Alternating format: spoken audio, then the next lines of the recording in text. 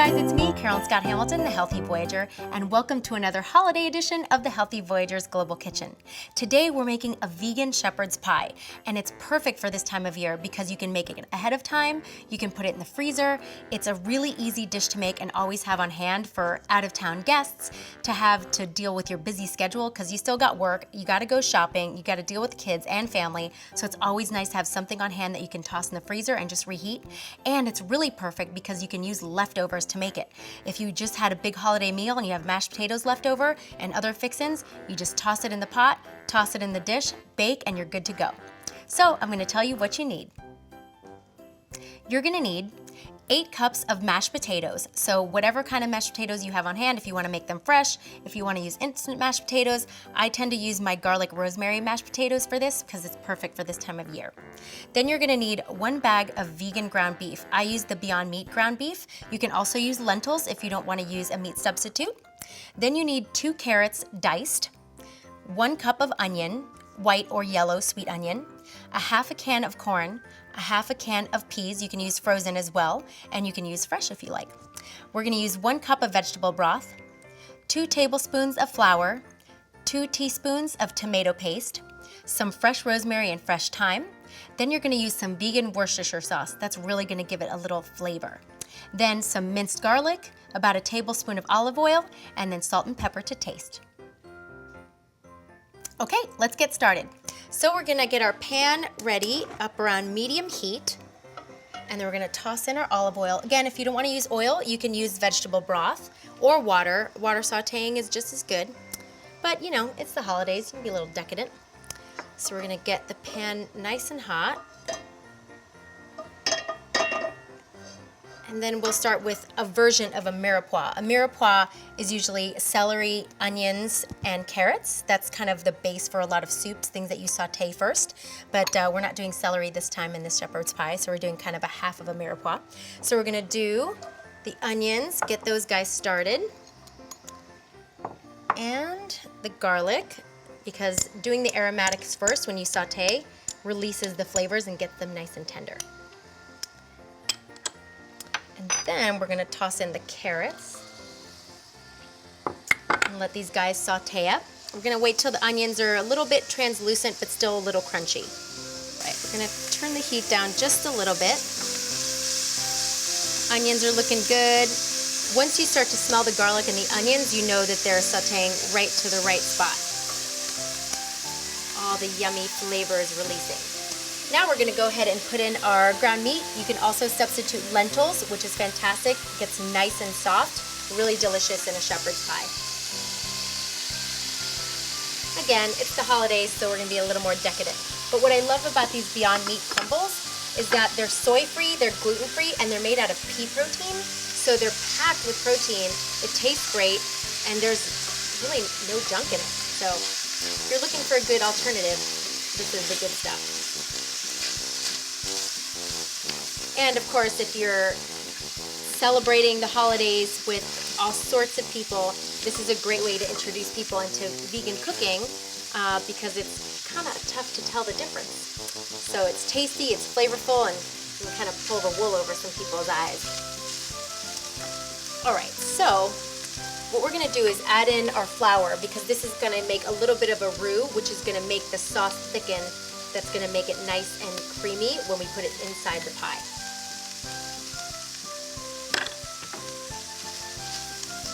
So we're just gonna lightly dust it. And I've turned down the heat a little bit because we don't want it to stick to the pan, although once we put the veggie broth in, it'll deglaze the pan anyway, but try to be cautious of that because you'll lose a lot of that yummy flavor stuck to the pan.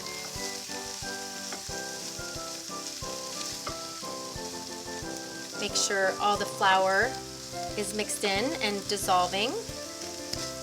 And once we've got that, we're gonna toss in our tomato paste, which always gives it a really nice flavor.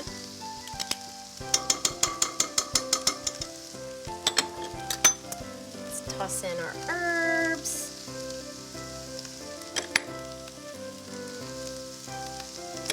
Our Worcestershire sauce.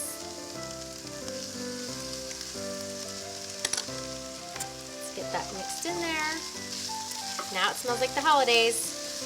Thyme and rosemary, so good. So don't worry if the tomato paste doesn't fully incorporate, because once we put in the vegetable broth, it's all gonna just dissolve. And then once we've gotten everything in, we're gonna let it simmer for about 5 to 7 minutes. And that sauce, the sauce is gonna thicken up just a little bit. The broth and the tomato paste and the flour is gonna kind of bind everything together and make it a little creamy. Okay, now we're gonna toss in our veggie broth.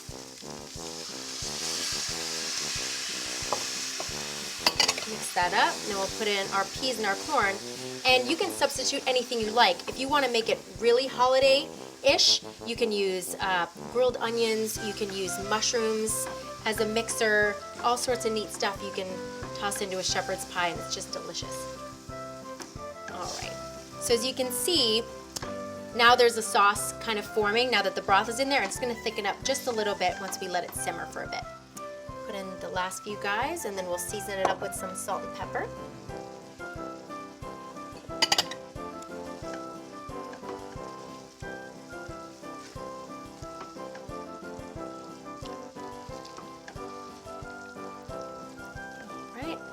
Season it, and then we'll let it sit for a few, thicken up. And you don't want to over salt because your mashed potatoes will probably already be really well flavored, so just keep that in mind, especially if you're using mashed potatoes that are pre-made. If you made them with garlic and rosemary and salt, they're already really nice and flavored. All right. So once this is mixed in, we're just gonna turn down the heat to low and let it simmer for about 5 to 7 minutes. Let that sauce thicken up just a tad. Don't worry if it doesn't get really thick or creamy. That's not what we're going for. Just to get nice and bound together. All right. So we're gonna put it on low, and we're gonna cover it and let it simmer for just a few. Okay, so our filling is ready to go. So we've got a lasagna dish, about an 8x8 is perfect. You can use a round casserole dish, you can use a brownie pan, whatever you like, but something that's deep enough so that you can layer the filling and then the mashed potatoes. So we're gonna just layer it in. You can be a little messy and then just smooth it out afterwards. And then the fun part is putting the mashed potatoes on top. There is a little trick to it. So we'll get all that good stuff in there. All right, so now it's time to put in the mashed potatoes, but make sure you just make this nice and level so that there's not one side that's higher than the other. And we're gonna seal the edges. We're gonna do the same thing with the mashed potatoes because you want the mashed potatoes to kind of seal the edges so that it doesn't bubble up. It's okay if some of the sauce bubbles up, but it just looks so nice when you have like this nice presentation of mashed potatoes. All right, so we're just gonna have fun tossing this stuff on here, and then you can smooth it out. So put big helpings on there so that you can just smooth the top layer instead of kind of swirling it around. So big helpings. This is also fun to do with kids because you can just have them just throw big spoonfuls of mashed potatoes on it. And again, you want to get those corners so that it seals in all the juices and it doesn't come out on the top of the mashed potatoes. All right, this guy is just about done. Making sure all my edges are filled. Flatten it out.